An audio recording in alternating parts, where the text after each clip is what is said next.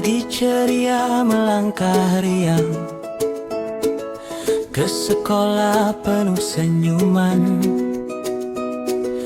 Buku di tangan, hati gembira, belajar bersama kawan-kawan.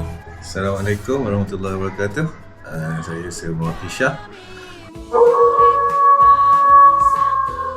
Alhamdulillah tahun ini kita menerima seramai 48 orang murid tahun 1 dan Alhamdulillah mereka telah berjaya melengkapkan program transisi pada tahun ini. Tahniah buat semua murid dan juga ibu bapa. Cikgu sayang kami dengar ilmu baru setiap hari, berkawan baik saling bantu, rajin sopan berdisiplin diri. Kami murid tahun 1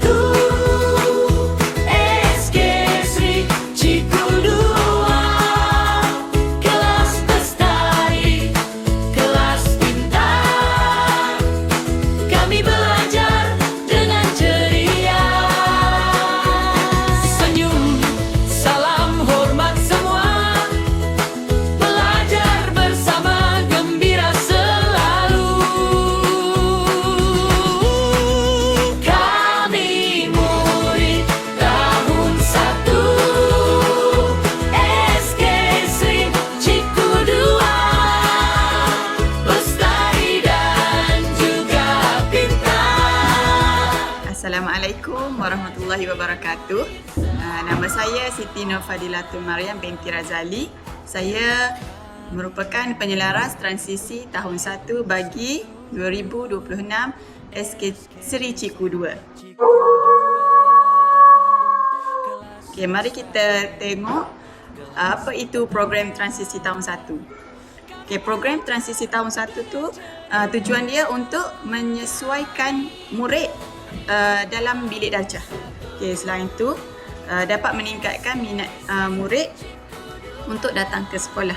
Okey, dalam program transisi tahun 1 kita ada pecahkan kepada 2, iaitu penyesuaian dan kesediaan. Dalam fasa penyesuaian kita laksanakan secara 2 minggu dan dalam fasa kesediaan pula selama 2 minggu. Bestari